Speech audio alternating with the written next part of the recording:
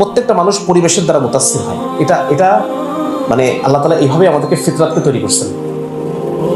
পরিবেশের দ্বারা আমরা প্রভাবিত হই, এটাই মানুষের ফিতরত এটাই। এই জন্য ইসলাম খুব গুরুত্ব দেয় পরিবেশ তৈরির ব্যাপারে, পরিবেশ তৈরির ব্যাপারে গুরুত্ব দেয়। এটা আপনারা খেয়াল করছেন কখনো? পরিবেশ তৈরি করা, হেদায়েতের পরিবেশ তৈরি করা, এটার উপর ইসলাম খুব গুরুত্ব দেয়। 5 ওয়াক্ত সালাত মসজিদে আসে পড়তে হবে, এটা কি হেদায়েতের পরিবেশ? হ্যাঁ, রমাদান মাসে আপনারা খেয়াল করবেন, রমজান মাসে একটা পরিবেশটাই অন্যরকম, পরিবেশটা একটু অন্যরকম না? হ্যাঁ, প্রত্যেকটা মানুষ আল্লাহকে মানার চেষ্টা করতেছে। ইদানিং ঢাকা শহরের দিকে একটু নষ্ট হয়ে গেছে পরিবেশ। হ্যাঁ, রেস্টুরেন্টগুলো খোলা থাকে, সব মানুষজন ওপেনলি বিড়ি সিগারেট খায়। কিন্তু একটা সময় ছিল, আমরা দেখছি, আপনারাও দেখছেন, যে রমজান মাস মানেই একটা পরিবেশটাই পরিবর্তন হয়ে যায়, তাই না? মানুষের মধ্যে একটা আল্লাহ ভীতি, একটা আল্লাহকে সন্তুষ্ট করার একটা তাড়না লক্ষ্য করা যায়। ঠিক এইরকম ভাবে ইসলাম পরিবেশ তৈরি করার কথা বলে। একটা কাফের রাষ্ট্র, ইসলামী রাষ্ট্রে খলিফার জন্য পার্শ্ববর্তী কাফের রাষ্ট্র বছরে 1বার বা 2বার আক্রমণ করা খলিফার জন্য ওয়াজিব। ইসলামী রাষ্ট্রের যিনি খলিফা, পার্শ্ববর্তী এলাকা আক্রমণ করতে হবে এবং দখল করে অ্যানেক্সেশন করতে হবে, ইসলামী রাষ্ট্রের সাথে জয়েন করতে হবে। এর মানে কি? ইসলাম তো কাউকে তরবারি দিয়ে ধৈরা দিন গ্রহণের করার কথা বলে না, বলে নাকি? জবরদস্তি দিন কবুল করানো তো ইসলামে নিষেধ করা আছে। কিন্তু এই যে দেখেন, এই যে দখল করলাম, পার্শ্ববর্তী এলাকা দখল করে আমি যোগ করলাম, সেখানে শরিয়া প্রতিষ্ঠা হলো। শরিয়া প্রতিষ্ঠা হওয়ার দ্বারা কি তৈরি হলো? পরিবেশ তৈরি হলো। এই পরিবেশ দেখে এখন কাফেররা ইসলামকে চিনবে, বুঝবে। ওই যে আপনারা জানেন যে আফগানিস্তানে যখন দিন কায়েম হলো, দিন কায়েম হওয়ার পরে সেখানে তমাল ভট্টাচার্য নাকি, হ্যাঁ, সে কি বলতেছে? তাকে কিন্তু কেউ দাওয়াত দেয় না ইসলামের, তাকে কেউ দিন কবুল করতে বলে নাই। সে কিন্তু বুঝে গেছে যে something is very right about these people, not very wrong, something is not wrong, something is very right. আগে কাবাবের পরিমাণ কম ছিল, কাবাবের পরিমাণ বেড়ে গেছে।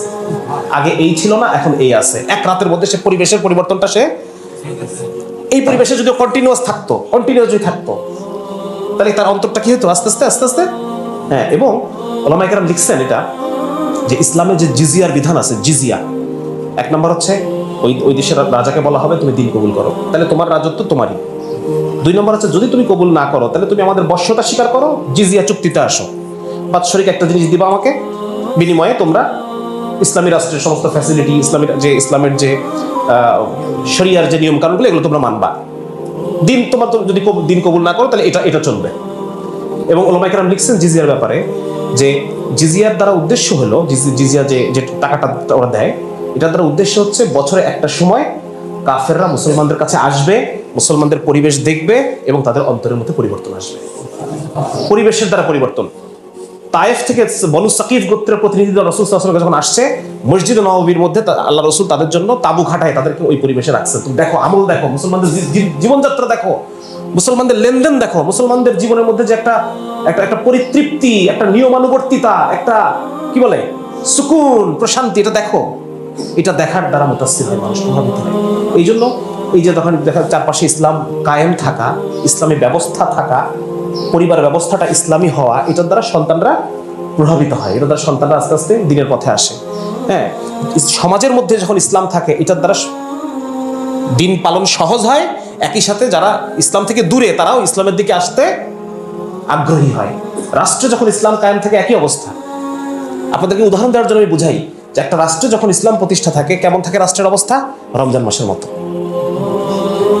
রমজান মাসে যেরকম থাকে, ওই রকম সারা বছর থাকবে।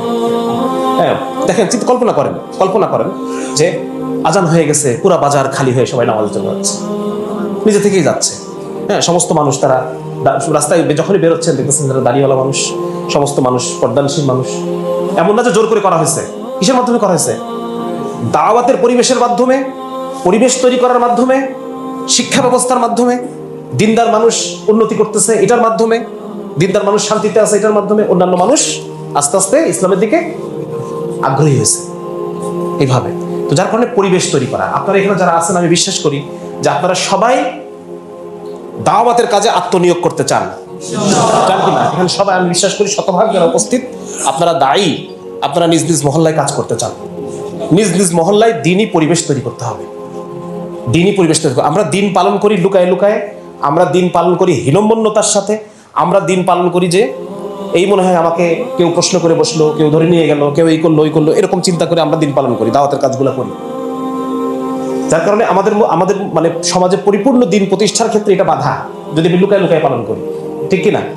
বরং আমি পালন করব। আমি যে কেবলই আমাদের মনোহর ভাই বলতেছিলেন যে সবচেয়ে অ্যাক্টিভ মুসলমান হবে, অ্যাক্টিভ মুসলমান হবে চৌকস। কি হবে বলেন? চৌকস। ওকে আপনি পানিতে ছেড়ে দেবেন, পানিতে চলতে পারবে, ওরে আকাশে উড়াই দেবেন, আকাশে উঠতে পারবে, এরকম হইতে হবে। যেখানে আপনি রাখবেন সেখানে সবাইকে আপনি ম্যানেজ করে ফেলবেন, এরকম যোগ্যতা নিজের মধ্যে আমার মধ্যে আনতে হবে।